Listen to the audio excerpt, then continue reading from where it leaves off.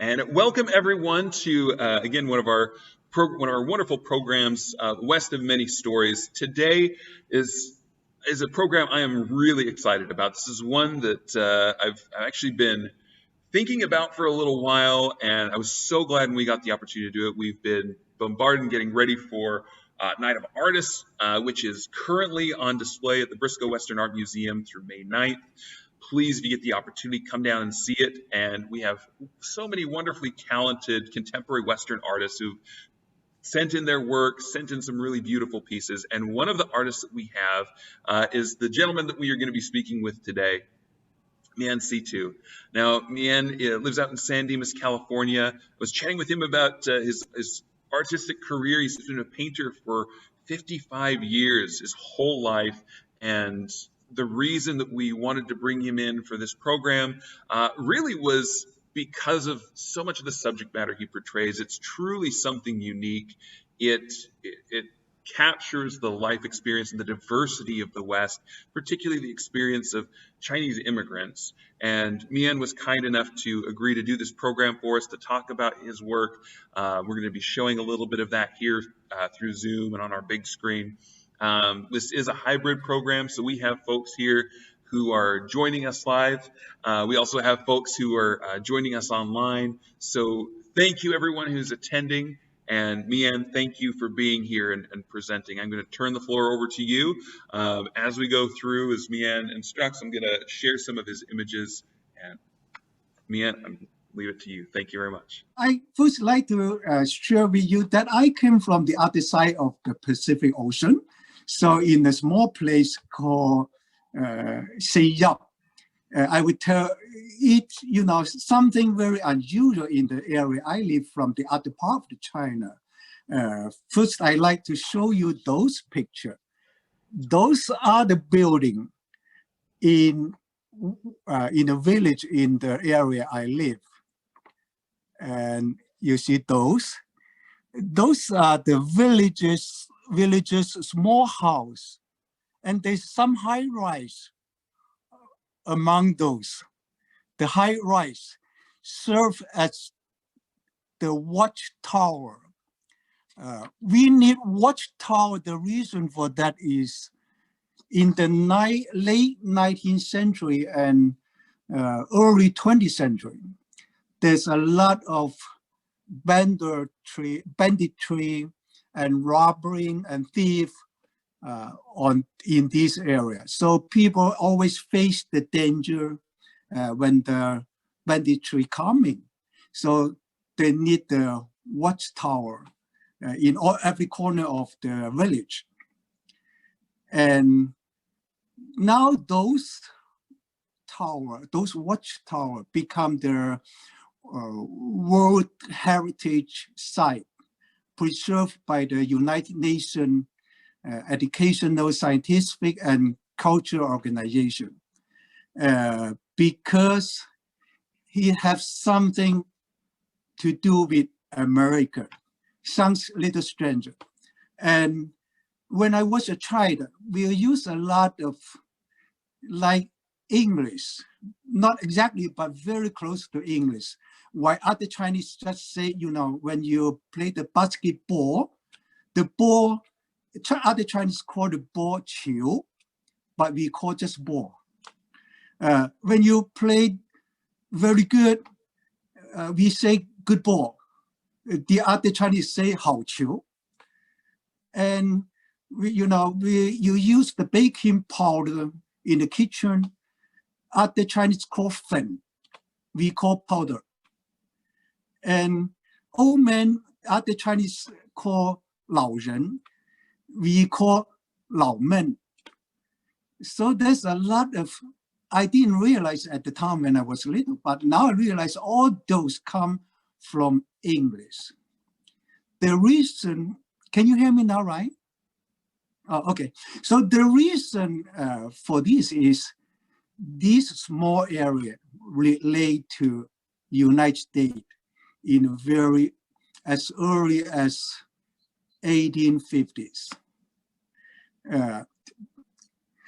The watchtower I mentioned could not be build without the money from United States, because those money was sent back by the early immigrants. They went to United States first for the gold, and then they settled down there for the other job and stayed there for generations.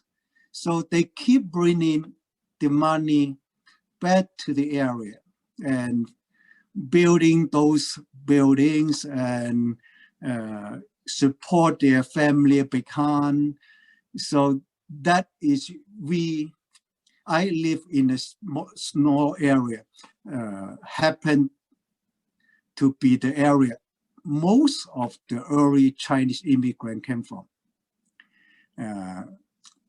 So I, kind of relate to the American very early in my experience, but I didn't realize, I didn't even think about one day I myself end up in United States.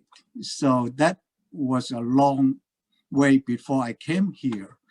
But from the child, we have a lot of story about the United States. We refer to United States as a gold mountain or flower flag, because the flag is so beautiful. So we call flower flag.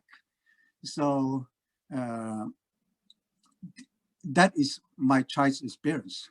The reason for the first wave of Chinese, they came to American, was mainly because of the situation in the mid-19th century in China.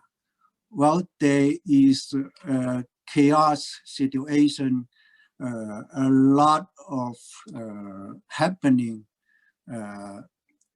against the ruling of the Qing dynasty.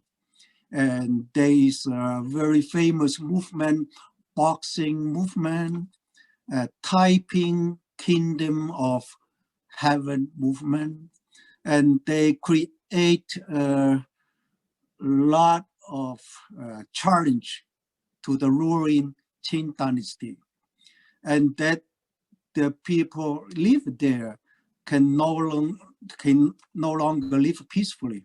So in the area where I live, we have so dense of population, and the land is so scarce.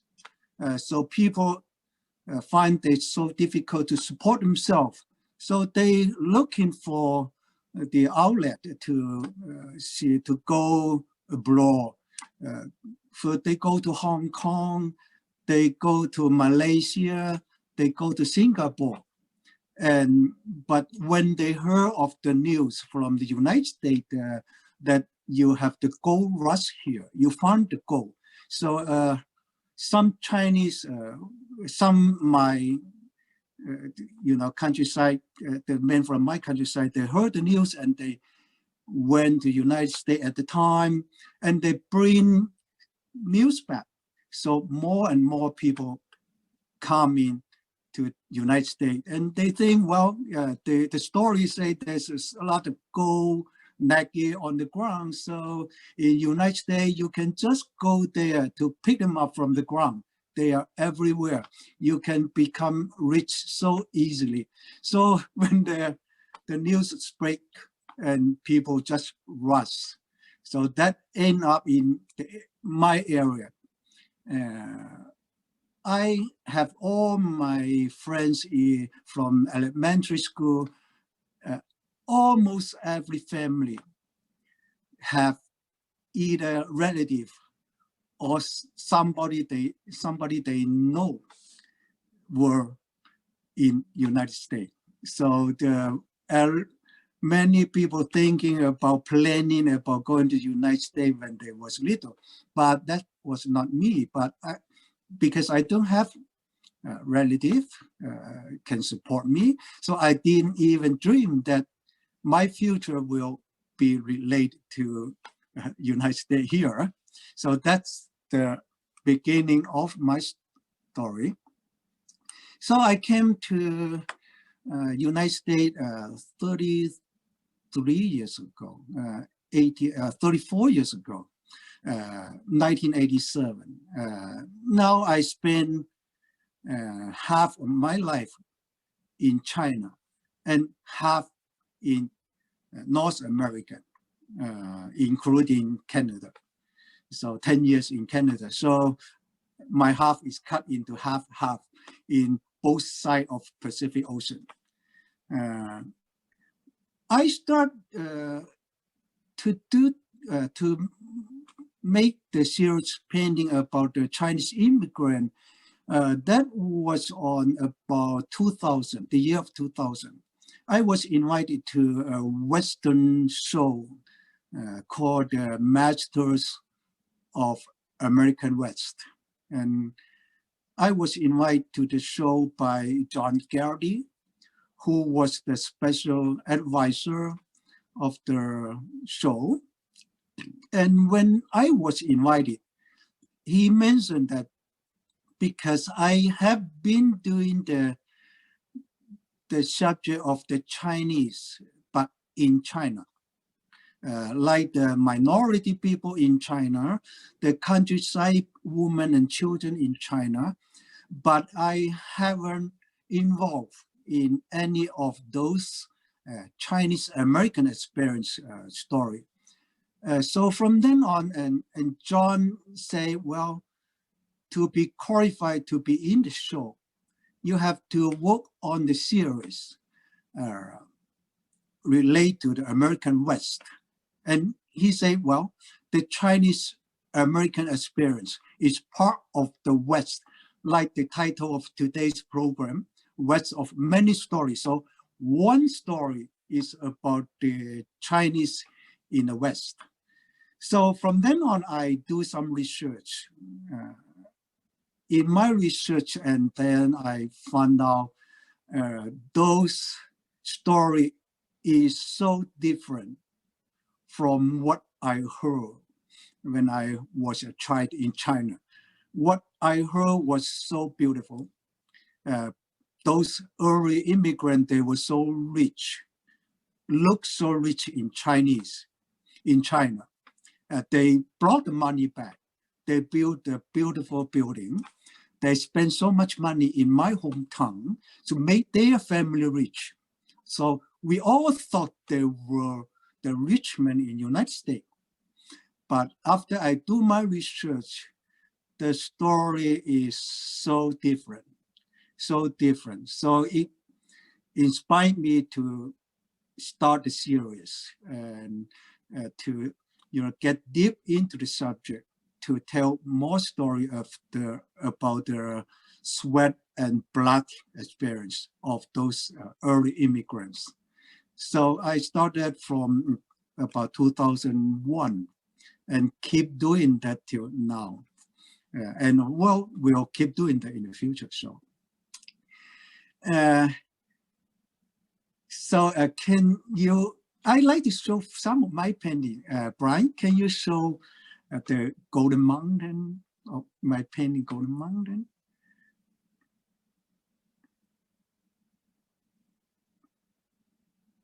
Thank you, Ryan. Yeah, that is one of my painting describing of the people coming to United States.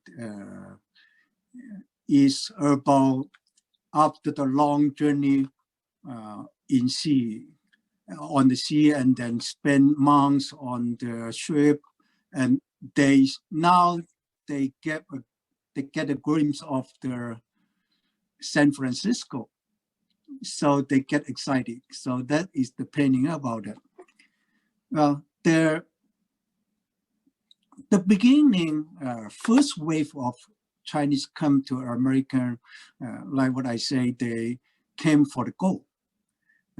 So most of them plan to just, at the beginning, they plan to make money, and then they will return to their family in China after they make money. So, but the story is different later because they find so hard to make money. and they have to keep doing that to support themselves to survive. And so not many go back to China. It end up that they try to bring their family to United States, but it's difficult in the beginning. So the very typical early Chinese immigrants, the story is they leave their family behind. Before they came to the United States, they get married. And then they are wives, newlywed wives, stay with their in-law to take care of their family in China. And then the man alone will come to United States. So that's most of the story of those families. And end up is very sad. End up is a sad stories about their family in China, because the men stay in United States and not many of them get a chance to go back. So their wives can't, like the widow, and take care of the whole in-law, or if they're lucky to have children, they take care of their children in China, while receiving some money from the men from United States to support them. So that is the life for the family behind them. And while the men here is struggle to just survive. So a lot of stories like that. In 19th century, the passage from China to San Francisco is from Hong Kong to San Francisco. The cost for the ticket for the journey is about $25 to $60, but that is dependent on the comfort provided on the board ship. This was often more than a Chinese family's annual income. So a lot of those young people, they have to contract their future labor to pay for their passage. So a contractor or employer advance the cost of the individual's passage, and they would be repaid with interest from the borrower, the laborer, from their income later, from their hard work in United States. So many of the young people, they spend so many years to just pay back all those tickets they owed. And their life felt that they was just slave-like before they pay off their tickets and the interest. And the journey from Hong Kong to United States is about 7,000 miles across the Pacific. That is a very, very wrong, terrifying experience for them. Some of them, they never been more than a few miles from home. Those young people, they just live in their village. They just go to a small town for some market, shopping or selling of their farm product. You'll never get far beyond a couple miles. Now they have to take the ship, and for almost a month on the ship, the 7,000 miles across the Pacific. Some of them couldn't even make it to the United States before they become sick. They died on the ship, and the condition on the ship is so poor and so difficult. That is a very, very hard journey for them. And a lot of them just brought nothing but the clothes on their back and just the willing to work. So that's all they have when they land on the United States. And so that is how they try to change their life to look for a better future. Can I go to the next one, Ryan? The gold nugget.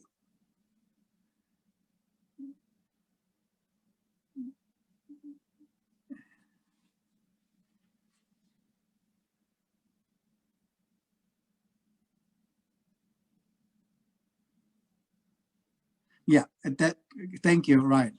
That is the painting about the Chinese working in the mine, in the gold mine.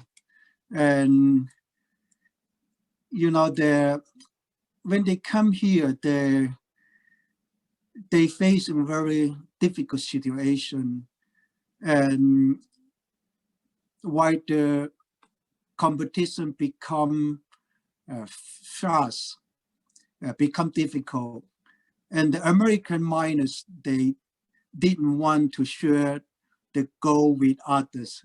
They didn't want to share the gold with Spanish, with the native people. Of course, not to share with the Chinese.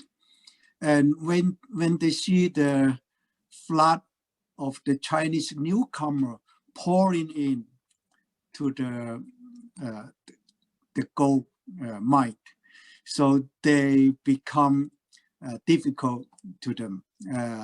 You know, of course they glad if the Chinese can provide them, like open a small restaurant, provide food for them, or do some laundries, wash their clothes, and supply some tools for them.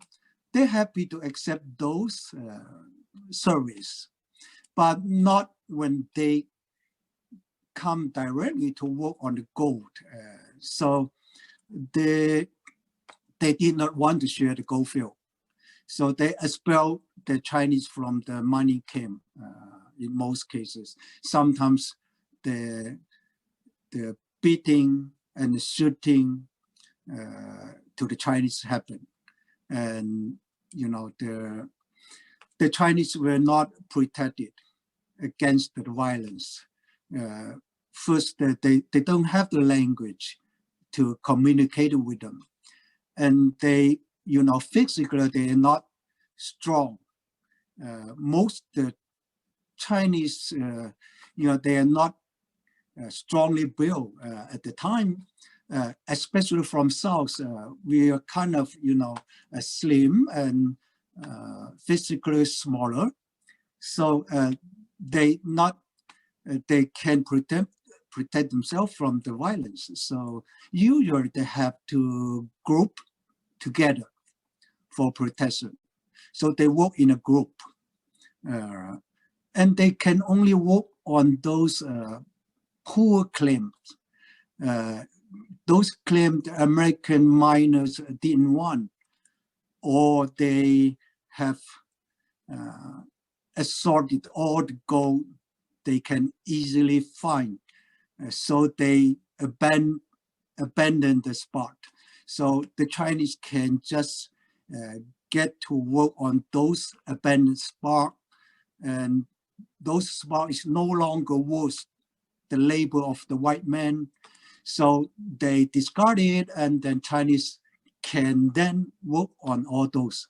But even though they, a lot of time they have to pay for even those poor claims. So, but the Chinese, the good thing on them is they have patience. They don't get the good working condition, but they have a lot of patience. They work long hours. They can try every method to work as little as possible, even as little. They work, you know, they don't mind to get just a little reward. So they have patience. But not only the competition make them And there is a lot of killing happened during the time when I do the research. There is a place called Chinese Massacre Cove, that 34 of Chinese gold miners were killed by some horse thieves or schoolboys. There is a spot, now it named Chinese Massacre Cove along the Snake River in Wallowa County, Oregon. So they're facing the danger. And those abuse and the racism to those Chinese miners they are facing sometimes is so brutal, and it, when I read of all those stories, it hurt me, hurt my heart. Even now I talk about that, I still hurt, So those early Chinese, they was seen as inferior race in some American miners' eye. There are some stories that show the robbing or killing a Chinese at the time to some guys was such a casual things that did not even need serious thinking.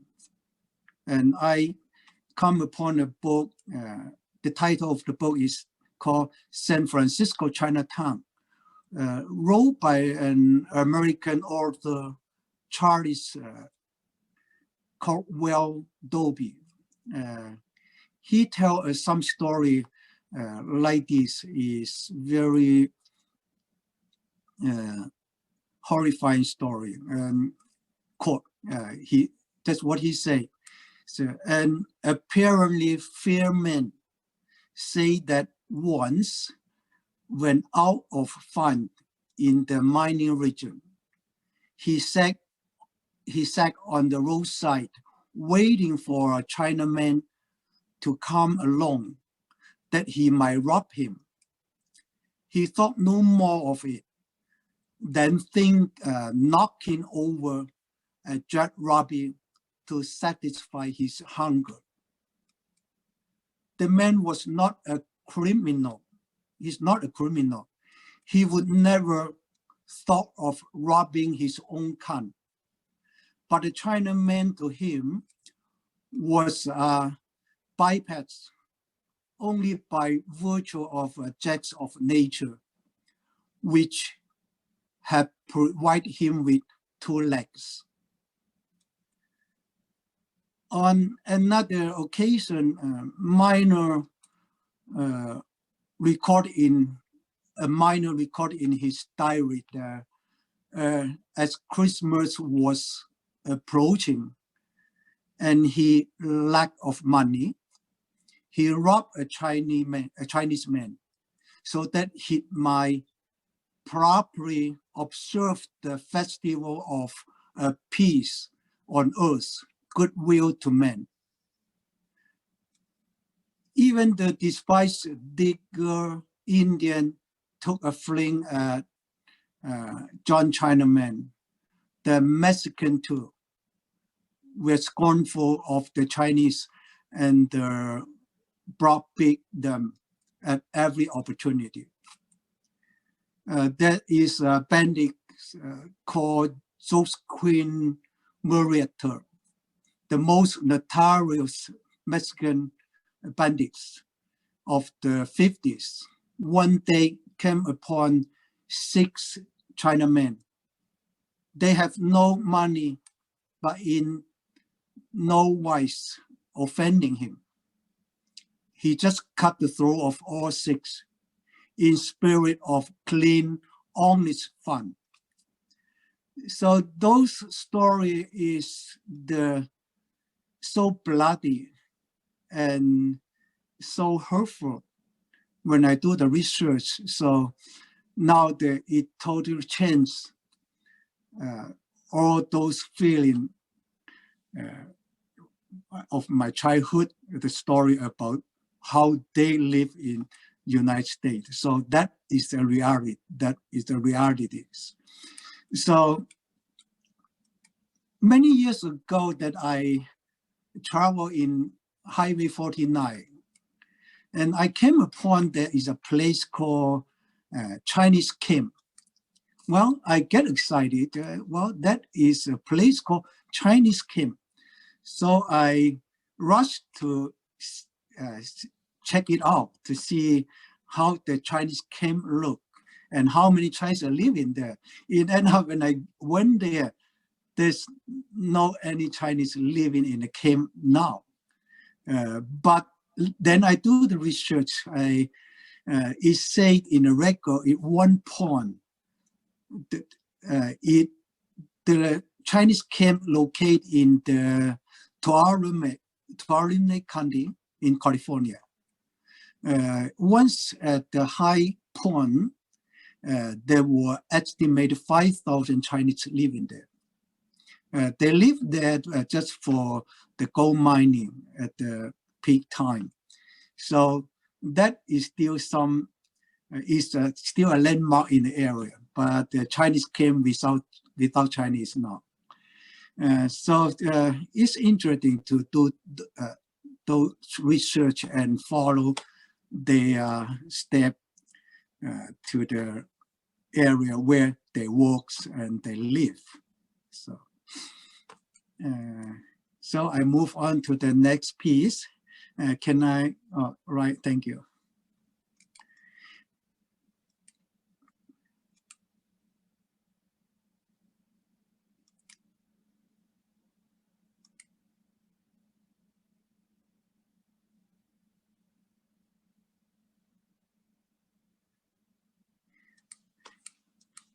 Yeah, that is the piece about the Chinese working on the railroad. I know that everybody probably know that the Chinese was working for the Central Pacific Railroad Company. There's some story about it, why the Chinese end up working in the railroad. The beginning in 1965, Central Pacific Railroad, which was the western end of the first transcontinental railroad, began recruiting the Chinese immigrants who were hired to do the labor intensive and often dangerous job of opening the road over the rugged Sierra Nevada mountains. At the beginning, the Central Pacific Railroad Company hired only white workers. The other Union Pacific, they hired most Irishmen for their railroad worker. And you can compare those, when you look at the Irish worker, they are strong, they tall. But when you look at the Chinese, they not as strong. You look slim mostly. So when the news of the gold came, a lot of white workers, they just walk off the job. So, and become impossible to get white labor at the time. So the company have difficulties. There is in the superintendents for the Central Pacific Company. His name is Charles Crocker. He was the one watch over the field of the workers. And he, when his boss is James Strobridge. James is the superintendent in the field construction, but his boss is Charles Crocker. Charles Crocker happened to have servant man, a Chinese servant man working in his house. He liked the Chinese work for him because he is loyal, working hard and trustful, working in his house.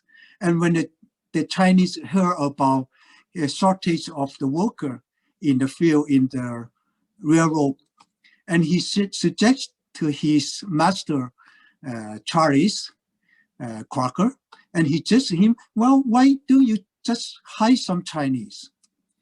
Well, Crocker, because he see how these Chinese work for him, and so it might not be a bad idea. So he suggests to James, so why don't we just hire some Chinese? James, he's so against of hiring the Chinese at the beginning. And he said, no, I'm definitely not hiring them. They are not up to the job. Well, they argue, but then Cross insists when James say they are not fit physically for the demanding job, and then Charles say, well, did they not build a Great Wall in China? So he get the point. So okay, so James, I would try. So he hired about 50 at the beginning.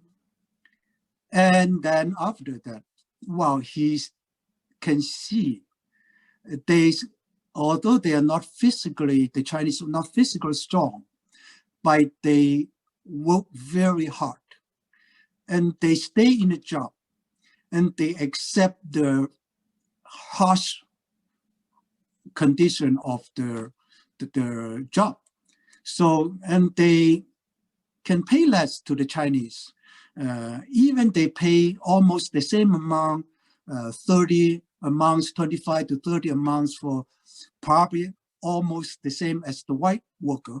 But the Chinese, they have to bring their own food. They have to do the accommodation, make the accommodation themselves. So the company doesn't have to worry about that. So they save a lot of money for hiring the Chinese, and they are stable. They don't just hear of the other news, the gold news, and they run away. They don't. They stay in a job. So they end up high at the. I heard the records say that about 20,000 of Chinese were hired. It is about 90% of the labor for the Central Pacific Company at the time. So, and when they, when the job moved to the high series, the worker have many difficulties to overcome. The hardest part was to carve away the big trunk of the mountain with explosive, so truck could be laid. But there was no place for even a foothold in the steep cliff. But to work at the such a height, the Chinese have their own method. They use the method because they've been used a method they use in China to do the very similar job on the mountain. They use a rope to hang themselves from the steep cliff side of the series, hang them down, and the worker could lower from the mountain ridge with long ropes hanging from the side of the mountain rock. And while they were still secured by the rope, they could dig holes in the granite to plan the dynamics that was used for blasting away the granite. There are many groups working in different spots at the same time. And they have, after they dig the hole, they plan the dynamics. They have to signal one another to light the fuse, and then they have to be poured up at the same time to get as far away from the spark as possible and as fast as possible, and then to avoid the blast. So if anything went wrong before they reach their safety, and some of them might get killed. So that's a very, very dangerous job. And many of them were killed during those blasting. Another problem is the wind, the snow. Their entire work came probably sometimes buried to the rooftop in the snow. And they dug through tunnels like moles. They breached through the air shaft and never saw daylight until spring. Occasionally, avalanches sweat hole came down the mountains. And the bodies, sometimes they still walking, hold on to their their tools. They were not found until the following spring, when the snow melted, and you found those workers still holding their tools, and their dead bodies is there. So that all those explosion, the accident, the avalanches, the coldness, they killed thousands of those Chinese on the railroad. And they say that there is one under every mile of railroad they built. Oh, Ryan, do we run out of time? Should I move faster? So, No, you were good. Keep on going. We do have time still. oh, okay. Okay, so we can move to the next one. Okay.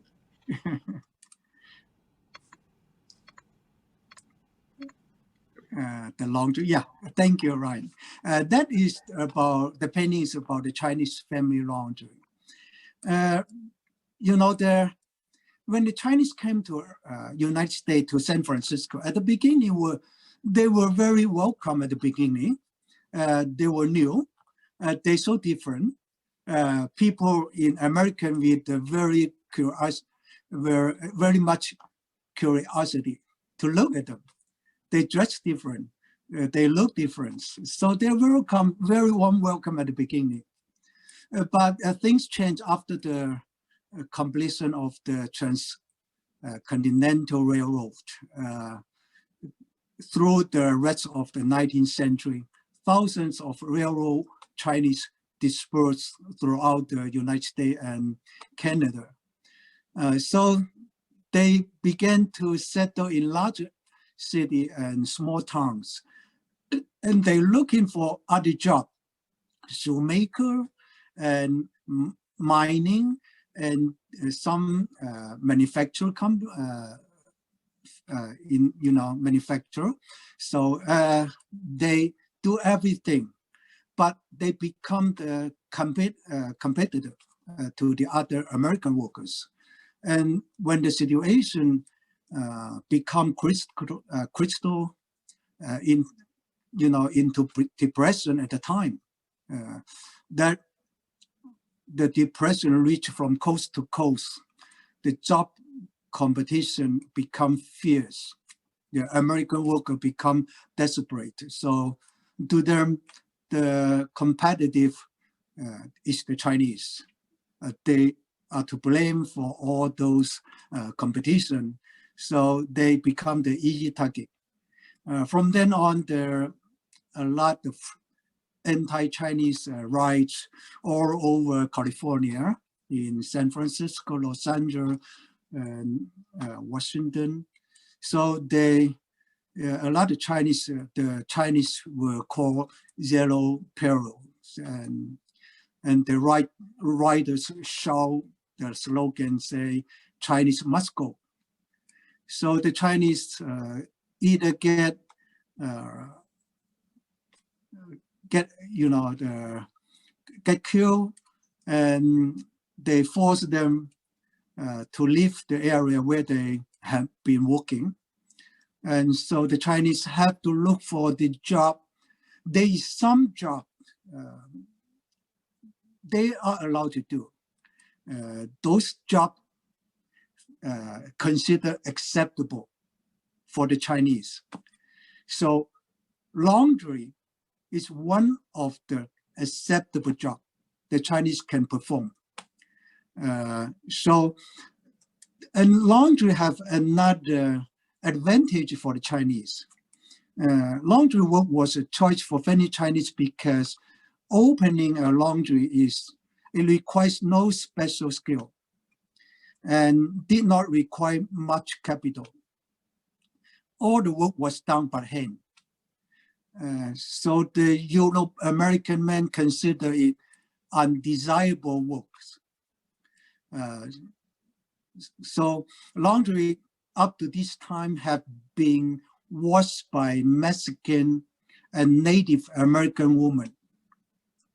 But the way they do it is by those Mexican or Native American women, or be sent to Hawaii or Canton or Hong Kong to be done. But if they sent to Hong Kong or Hawaii to be done, it took 2 months to come back. So it was so expensive that it almost cheaper to buy a new shirt than to have it washed. So typically the laundry work require long days of exhausting manual labor over kettle of boiling water and hand iron heat on stoves. So there are not many people like to do it, but the Chinese have no choice at the time. So a lot of them, after they lost their job in the manufacture, in the shoe making industry, so they opened their laundry. Normally the laundry business involves entire family working and living in them. So that's a picture I shown here is about the family laundry, involve son, daughter, and father. So that's about it. The Chinese developed as a major occupation for Chinese immigrant over time, and it became uniquely identified with this ethnic group. So the Chinese laundry become famous. There's overall in everywhere there are Chinese laundry at the time. So, but one thing I like to mention that those Chinese men, they work as a laundry at the laundry. They never wash their dress, their clothes at home in China. They consider that a woman's job. But now in the United States, they have to wash the clothes for others. So that's interesting. I'd like to move on to the next one, all right? Yeah, that is the Pond Along Fishing Village. Pond Along Fishing Village is located in Montgomery Bay. Why the Chinese end up in the Montgomery Bay? That is some story. You see that some Chinese came to Montgomery Bay directly from China by sea. They sell in their junks, a small junk, about 30 feet long. That's some story passed down among Chinese in California from their ancestor. They say that they came to California in a very small junk and sail across the Pacific Ocean. Those people, they were in China, were called boat people. We call them Danga. Danga mean boat people. Boat people were, have very low social status in China at the time. I think because they were poor, and when they are poor, they can have many way to clean themselves, to change their clothes. So they always bring the smell of the seafood with their clothes, dress. So they're not allowed to live on land. So the only place they can live is in their boat. So they were looked upon by other Chinese on them. But then they heard about America, so they came here. Some came by just their own junk. Many Chinese who came here seeking for the gold, and they didn't find it. And those Chinese, after that, they might end up in the fishing industry, in the fishing village here. So those people, they built a fishing village along the Pacific coast. Some of them,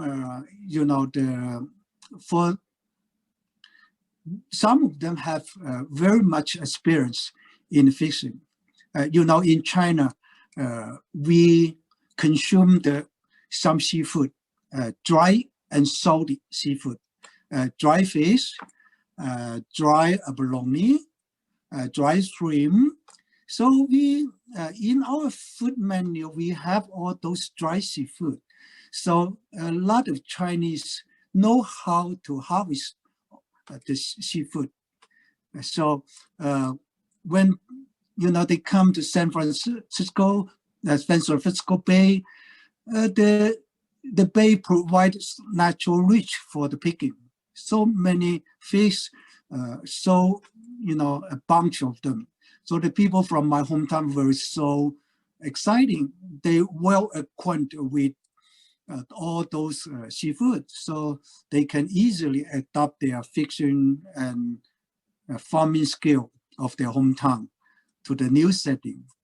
And they always salt their dried fish, salt and dry their fish here, and they pack it, they ship back to China or Hong Kong or Hawaii.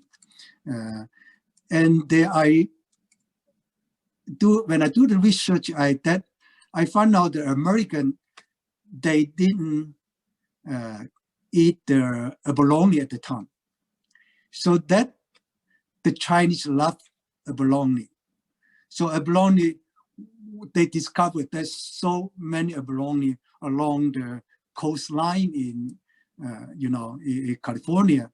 So they opened the business to dry the abalone to send abroad.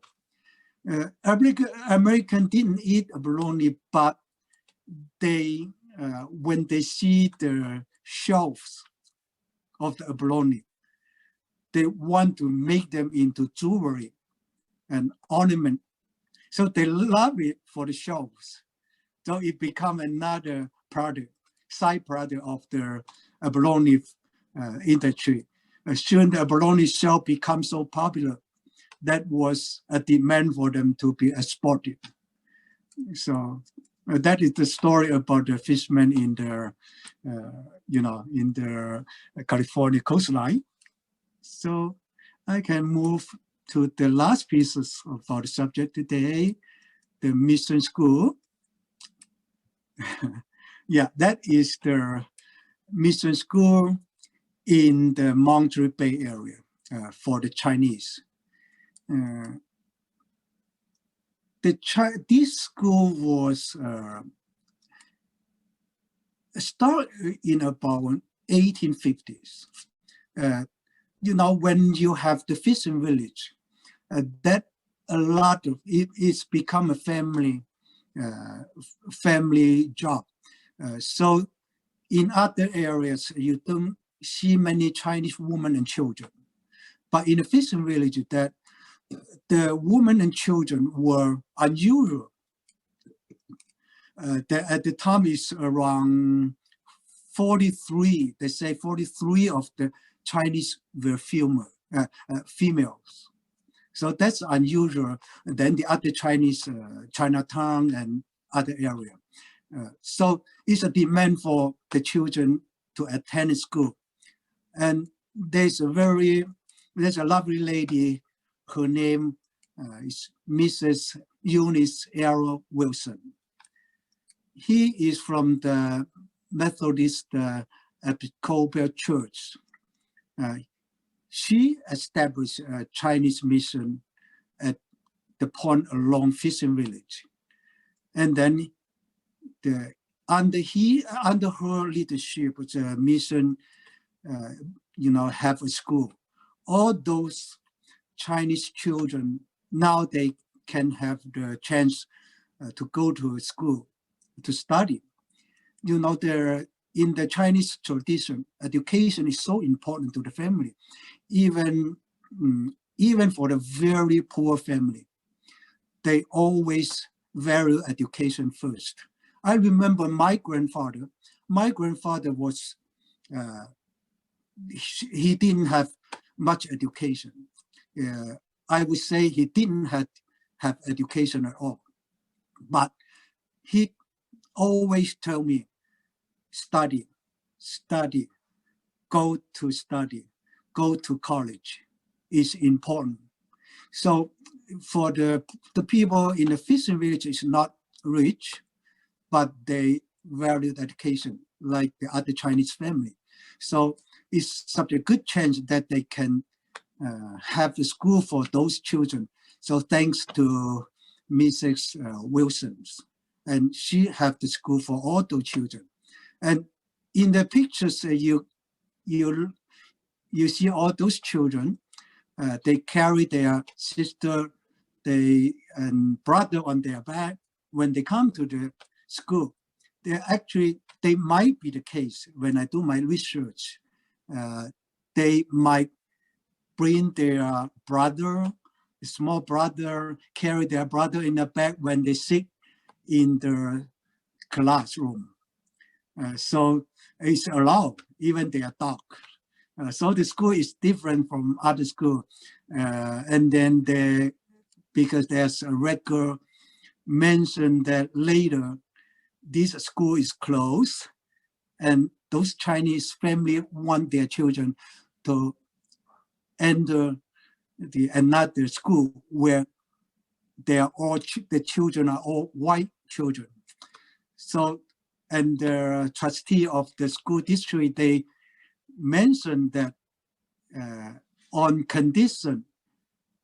condition those children from the fishing village must present themselves clean and under the same condition as white children. So that means before they don't have to stay with this rule. But now when the school closed later, I think it's 1994. Yeah, 1894. Yeah, they closed the school and then the children have to go into the other school. So that is the story about this piece. I just like to show the real picture of the town. That can I show the picture? Yeah, that is the school of the town. I think it shows Mrs. Wilson with those Chinese Chinese children in front of the school. So that is my research. That's the book I based my research on. So it's by Sandy Lyden.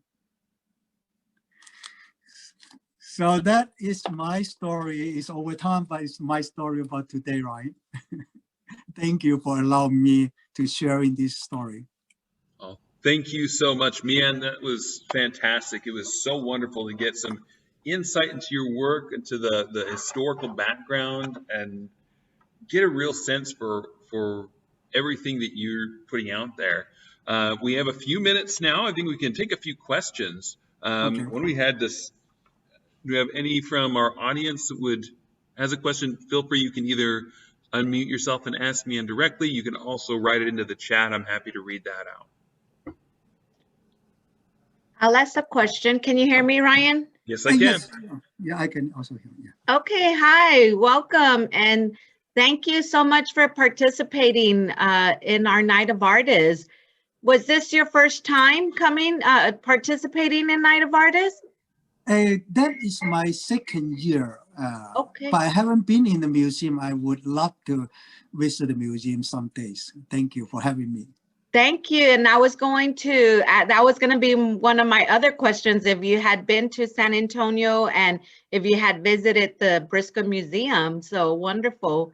Thank you. And congratulations on winning the award that you won for Night of Artists. The Artist Choice Award is very, it's a huge honor to be recognized by your peers. Thank you.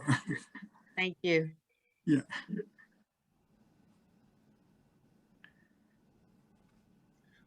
Well, another question we had as well is when people look at your work, Mian, what are some of the things that you hope that they take away from it, that they either learn or that they kind of take as they look at it? Well, I'd like to, for those people, if they haven't aware of the existence of the Chinese experience in relate to the American West, normally, typically, the West relate to cowboy, to Indian, to pioneer. Of course, Chinese American experience is not a big part, but is part. Even it's not as big as all the others, but it's still part of the American West. So when I tell the story, I like people to know that is American. That is not only Chinese, that about American.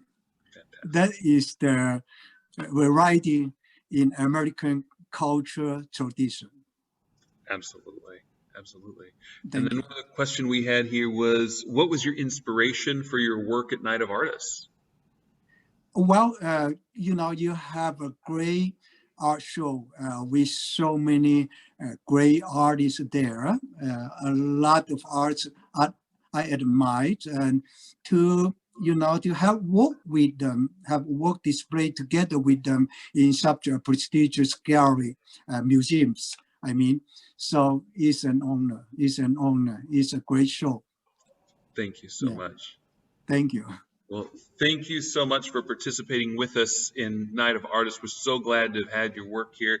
So glad to have been able to spend such quality time with you, hearing about your story, hearing about the work that you put out there. And I completely agree. It is part of the story of the American West, the experiences of the Chinese immigrant that have still continue to contribute to the culture of the West, and it's what it is. So thank you so much. Thank you all for joining us. So grateful to have had you here, and we hope to see you again. Please come and visit Night of Artists up until May 9th, and we hope to see you again really soon at the Briscoe. Thank you so much. Sure. Thank you, Ryan, and thanks everybody.